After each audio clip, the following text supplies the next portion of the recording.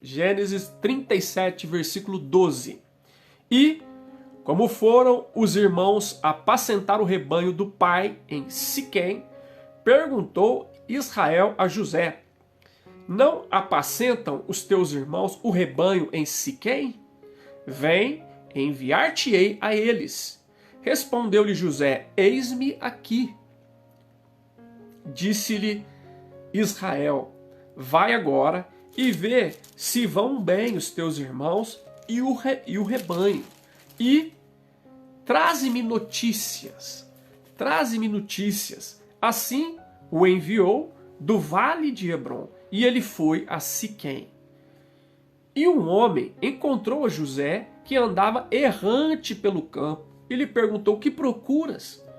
Respondeu: procuro meus irmãos. Dize-me, onde apacentam eles o rebanho? Disse-lhe um homem: foram daqui, pois ouvi-os dizer: vamos a Dotã. Então seguiu José atrás dos seus irmãos e os achou em Dotã. Versículo 18. De longe o viram, e antes que chegasse, conspiraram contra ele para o matar. E dizia um ao outro: lá vem o tal sonhador. Vinde, pois, agora, matemo-lo e lancemo-lo numa cisterna, numa destas cisternas, e diremos: o animal selvagem o comeu, e vejamos em que lhe darão os sonhos. Mas Rúben, ouvindo isso, livrou das mãos deles e disse: não lhes tiremos a vida. Também lhes disse Rúben: não derrameis sangue, lançai-o nesta cisterna que está no deserto, e não ponhais a mão sobre ele. E isso disse para o livrar deles, a fim de o restituir ao pai. Olha só, verso 23. Mas, logo que chegou José, seus irmãos despiram-no da túnica, a túnica talar de mangas compridas que trazia, e tomando, o lançaram na cisterna vazia, sem água. Ora, sentaram-se para comer pão. Até aqui. Ora, sentando-se para comer pão. Esse é o texto da nossa reflexão hoje, Gênesis capítulo 37, do verso 12 até o começo do verso 25. E o tema da nossa reflexão é o mesmo da semana passada, né? Conflitos na família. Parte 2, né? Conflitos na família, parte 2. Então você sabe, semana passada a gente começou a falar sobre esse conflito na família, usando como exemplo esse texto da palavra que fala da família de José, de Jacó, né? Da família de Jacó, cujo um dos filhos é José. Então, semana passada a gente destacou 3 elementos, né, que chamam a nossa atenção no conflito que a gente tomou conhecimento na vida dessa família. Né? Semana passada nós destacamos a questão, né, da insensibilidade, a questão da imaturidade e a questão da inveja, né, que envolvia a vida dessa família e que fazia com que os conflitos, né, existissem, acentuassem e muitas vezes até promovessem grandes prejuízos na vida daquela família. E hoje nós queremos destacar outros elementos que a gente observa no texto que nós lemos, essa parte que lemos agora. Então você sabe, né, lembrando da semana passada, que José era o filho preferido de Jacó. Jacó fazia questão, né, não escondia isso, fez uma túnica de manga talar comprida, como que se quisesse dizer, gostaria que ele fosse o primogênito, né? E isso trazia uma confusão tremenda dentro de casa. Os irmãos ficavam com muita inveja, né? Muito ciúme e inveja. E para piorar a situação, José contava os sonhos que ele tinha, e os sonhos que ele tinha causavam muita amargura no coração dos irmãos, ódio mesmo. Eles não conseguiam nem falar com ele, né? E agora, na sequência, o que a gente vê? Os irmãos estão apacentando o rebanho do pai em Siquém, e o Jacó pede para José, né, ir até o encontro dos irmãos, saber notícias dos irmãos e voltar e contar para ele. Então é esse cenário, e quando ele chega lá, os irmãos o veem de longe e tramam em matá-lo, né? E Rúben tenta intervir, e eles acabam lançando José numa cisterna sem água, uma cisterna vazia, e eles se sentam para comer enquanto o irmão está lá lançado numa cisterna. Esse é o cenário de hoje. E há 3 elementos que eu gostaria de destacar hoje também. Se a semana passada nós notamos a questão da insensibilidade, da imaturidade e da inveja, né? Hoje nós queremos pontuar outros elementos que colocam assim mais fogo, mais lenha nessa fogueira dos conflitos em família. Um desses elementos é a passividade. A passividade. A passividade de Jacó assusta-nos. E ela promove dor, sofrimento, promove tragédia. E não foi assim apenas com Jacó. Pode ser assim na vida das famílias ainda hoje, e é assim em muitas famílias, quando alguém que é uma figura representativa dentro dessa família é dominado pela passividade. Aí você vai falar, mas pera aí, pastor, não estou entendendo não. Jacó não estava passivo, ele mandou os filhos trabalhar, os filhos estavam trabalhando em Siquém, cuidando do rebanho, e ele administrando, supervisionando tudo. Ele mandou José até ir lá para saber como é que estavam os irmãos, como é que estava o rebanho. Onde é que está a passividade? A passividade não está em relação ao trabalho, em relação às tarefas dos filhos, em relação aos bens, né, os rebanhos. Não, a passividade estava em relação ao relacionamento, estava associado ao relacionamento dos filhos. Ele estava passivo em relação à situação de conflito que era patente, que era perceptível em relação aos seus filhos. Ele, obviamente, como pai, alguém mais experiente, sabia daquele cenário de conflito. Aquilo não era algo que estava que passava desapercebido, não, muito pelo contrário. Ele sabia que a preferência que ele tinha por José causava desconforto na vida dos demais filhos. Ele sabia que os demais filhos já não estavam conseguindo falar amistosa e amigavelmente com José. E ele sabia também que quando José contou aqueles sonhos, aquilo causou um desconforto tremendo nos demais irmãos. E ele mesmo chegou a repreender José. Ele sabia de todas essas coisas. E o que é que ele faz?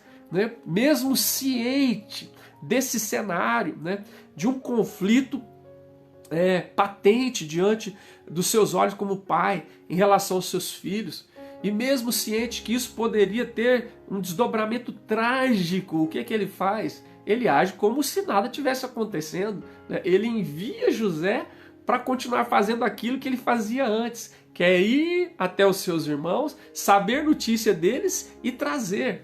Então é um cenário, né, perigoso. Ele está correndo, ele está assumindo o risco de que algo trágico possa acontecer. Você já imaginou? Ele está assumindo o risco de que algo trágico pode acontecer. Ele tem preferência por José, ele dá uma túnica de mangas talares compridas para o seu filho. Ele sabe que isso traz um desconforto tremendo nos demais irmãos, que os demais irmãos não conseguem nem falar com José, tá certo? E que lhe tem ódio, ira, inveja, ciúme, e mesmo assim ele manda José para longe, né, para ir saber notícia dos irmãos e voltar. Veja bem, a postura de passividade neste sentido foi algo muito ruim, foi algo muito danoso, muito nocivo, porque jogou lenha nesta fogueira. Ele poderia ter mandado, quem sabe, um empregado, um servo, mas ele mandou José. Então, o que isso tem a ver conosco? Tem muita coisa a ver conosco isso, irmãos. Nós sabemos que os casos de violência, sobretudo contra crianças menores, acontecem dentro dos lares. Os abusos sexuais, sobretudo, acontecem dentro dos lares, né? E acontecem por pessoas próximas, né? É óbvio que pode acontecer por pessoas que tenham relacionamentos mais distantes, mas a grande maioria ocorre com pessoas de dentro, com pessoas da família. E alguém, muitas vezes, que está dentro, muitas vezes tem uma atitude passiva. Ela está notando que algo está diferente e ela não toma uma postura, ela não toma uma atitude, ela não intervém, ela não procura tomar procedimentos e caminhos para que aquilo não aconteça ou para parar uma coisa que está sendo violência, está sendo uma agressão contra uma criança, contra um menor, contra alguém que é indefeso. Então você imagina uma atitude de passividade diante de algo que pode ser totalmente destrutivo e danoso para a vida de alguém que é indefeso, né? O José tinha 17 anos, em relação aos seus irmãos ele estava em desvantagem, né? Não só porque era um número maior, mas porque eram mais velhos e porque estava em maior número. Então nós precisamos atentar para isso. Muitos conflitos podem ser evitados, muitas tragédias podem ser, né, evitadas ou quem sabe interrompidas no seu processo de prolongamento de dor e sofrimento na vida de filhos, de menores, de indefesos, quando nós rompemos com a nossa passividade, né? Muitas vezes são as mães que tomam conhecimento, né, sabem que está acontecendo alguma coisa errada e muitas delas, em muitos casos, não intervêm. Né? Não intervém, não interrompe aquele fluxo de violência, de maldade, né? Não assume aquilo que deveria, faz de conta que não está acontecendo, né? Então isso é gravíssimo, né? E isso promove conflitos, feridas, dores, tragédias, né? Muitas vezes até irreversíveis, ou que levam-se anos carregando aquela ferida na vida, né? Para toda a existência, por causa de algo que poderia ter sido tomado uma atitude, mas alguém que tinha esse poder ficou passivo e não agiu como deveria. É isso que nós vemos aqui em Jacó, né? Ele era um bom pai, ele amava os filhos, ainda que amava mais a José, né? Ele repreendeu José quando necessário, guardou coisas no coração, mas ele precisava ter uma atitude ativa. E aqui ele foi passivo nesse sentido de não zelar por aquele conflito iminente que estava patente na relação entre José e os demais irmãos.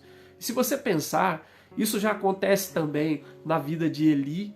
Eli sabe que seus filhos estão agindo de uma maneira errada e ele tem uma atitude passiva, diz o texto da palavra. Ele tem uma atitude passiva, ele não corrige os seus filhos de uma maneira correta. Lá em 1 Samuel conta essa história. E não só ele, Davi também. Davi, percebendo como um homem já experiente algumas coisas dentro da relação entre os seus filhos, ele não intervém, ele não aborta, ele não chama, ele não confronta, e as coisas desencaminham de tal maneira que ocorre estupro, depois ocorre assassinato e dores e tragédias, né, inomináveis por causa de uma atitude de passividade diante de uma situação perigosa que podia gerar conflitos e trazer consequências danosas no seio da família. Jacó vivenciou isso, né? O sacerdote Eli vivenciou isso, Davi vivenciou isso. E nós precisamos olhar, né? Será que você está tomando uma atitude, assumindo uma atitude de passividade diante de um cenário, de uma situação que você deveria agir, intervir, né? Ter uma atitude proativa? Então pense nisso, olhe para a situação de Jacó e veja, e olhe para você e diga: Senhor, me livra da passividade no nome de Jesus, para que não aconteça tragédias que podem ser evitadas, que podem ser processos de morte que podem ser interrompidos.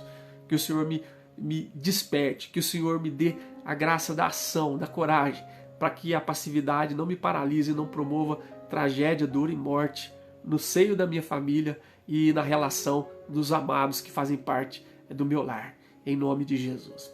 Então a primeira, a passividade. Segundo, a maldade. A maldade.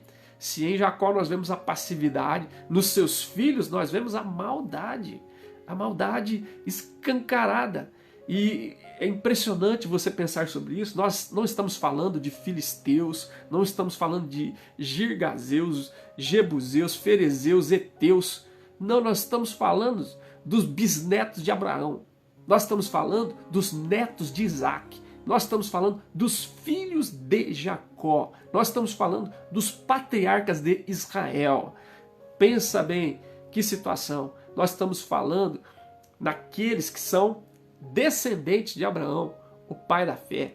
Então, olha só, nós não estamos falando dos povos pagãos de Canaã, nós estamos falando da família de Abraão, né? dos bisnetos de Abraão, dos netos de Isaac, dos filhos de Jacó.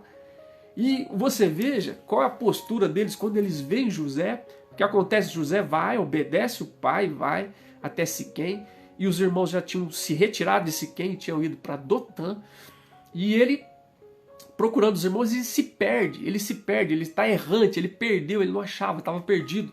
Ele encontrou um homem, o homem disse: o que você está procurando? Ele disse: estou procurando meus irmãos, onde é que eles estão apacentando o rebanho? O homem diz: eles foram para Dotã, e ele vai até Dotã.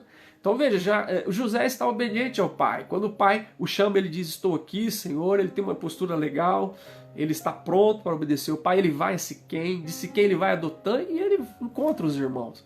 Ele obedece o seu pai. Mas o que acontece? A atitude dos irmãos é uma atitude horrível, né? Os irmãos, quando veem, né, eles se aproximando, o texto diz, lá no versículo de número 18, de longe o viram, e antes que ele chegasse, conspiraram contra ele para o matar. Não é dar um trote.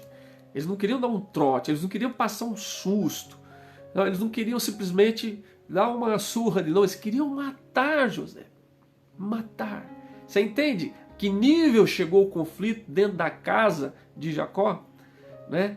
E tudo começa lá atrás, né? Com o pai tendo preferência por um filho em detrimento dos demais. E eu já disse para vocês, nós podemos amar diferente, mas não amar mais. Eu não posso amar mais um filho do que o outro, eu posso amar diferente um filho do outro, porque eles são diferentes. Mas você veja que nível a coisa chega. Os irmãos querem matar José. E eles tramam isso antes dele chegar. E o texto diz, verso 19, diziam um para o outro: lá veio o tal sonhador. Outra versão diz: o senhor dos sonhos. Lá vem aquele sonhador. Tamanha era a raiva, a ira, né, a amargura que estava no coração dos irmãos de José.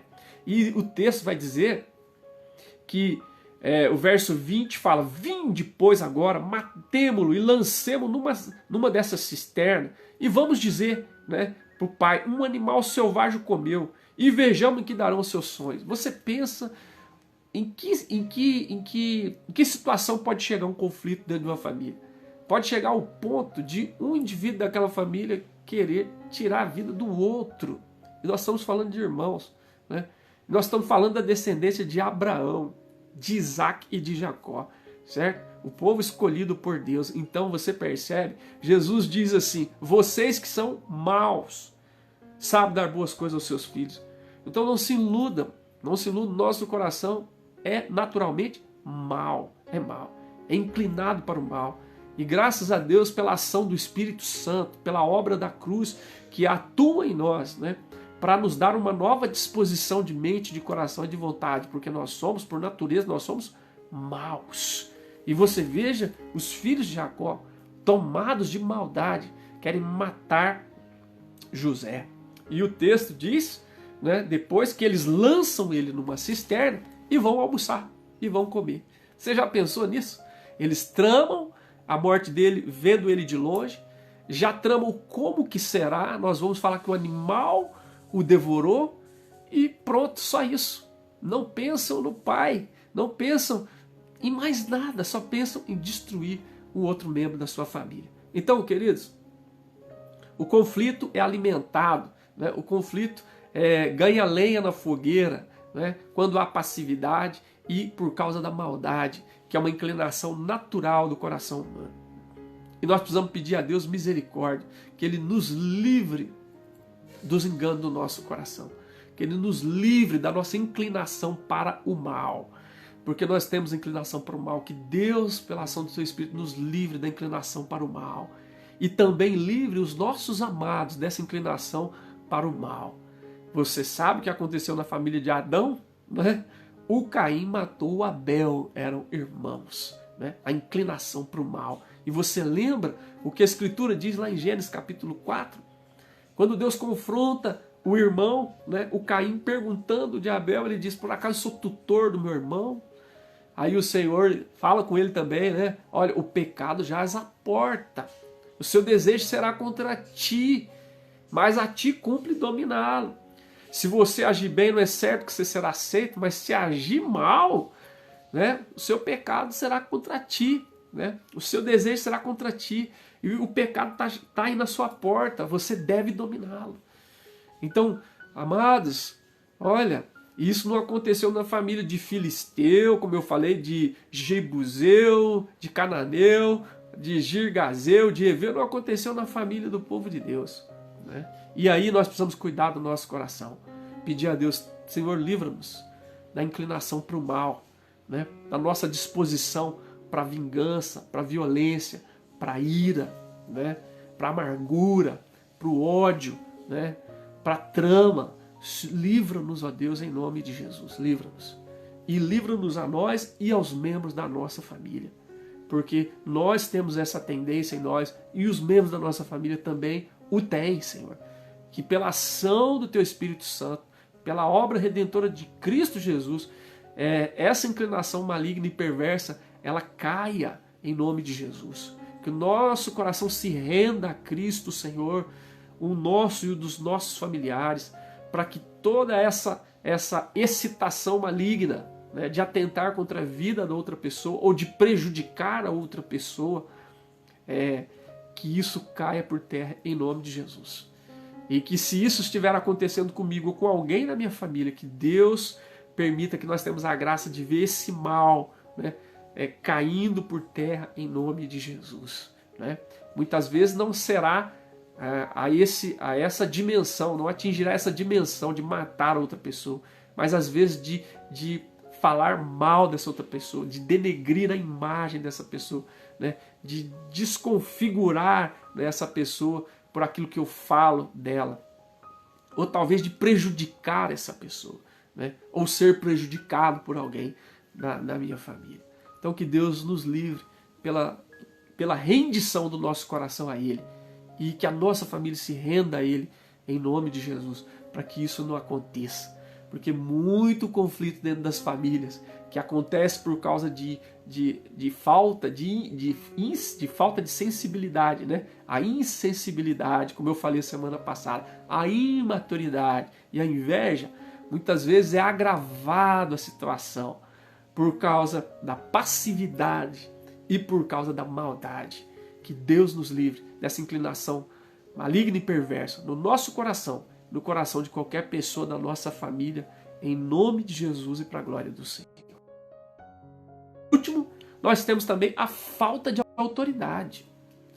É outra coisa que põe fogo, que põe lenha, melhor dizendo, na fogueira dos conflitos da nossa família. A falta de autoridade.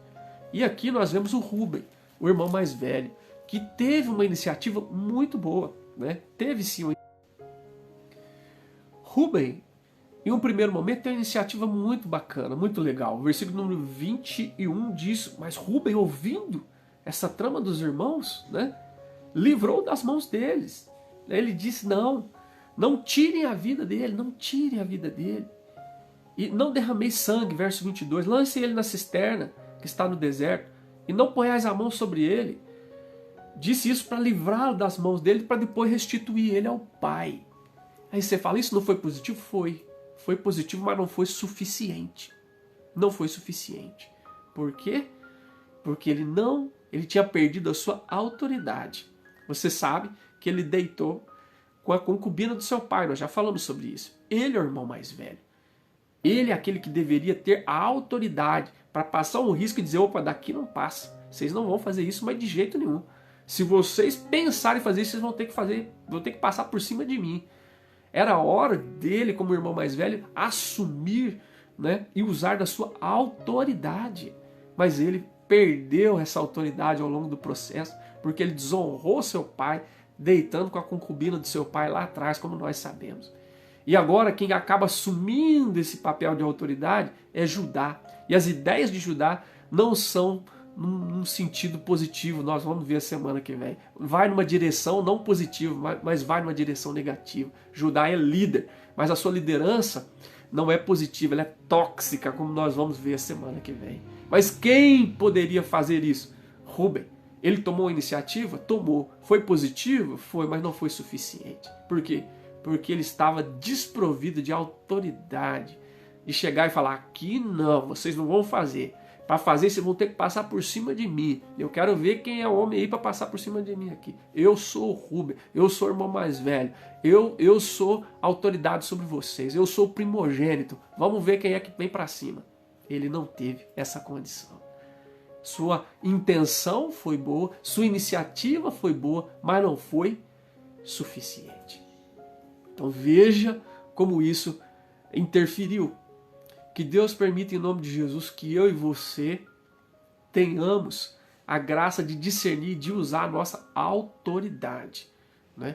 Não deixarmos como Rubem, né? Que poderia ter salvo José naquela hora e não conseguiu fazê-lo. Por quê? Porque ele perdeu sua autoridade.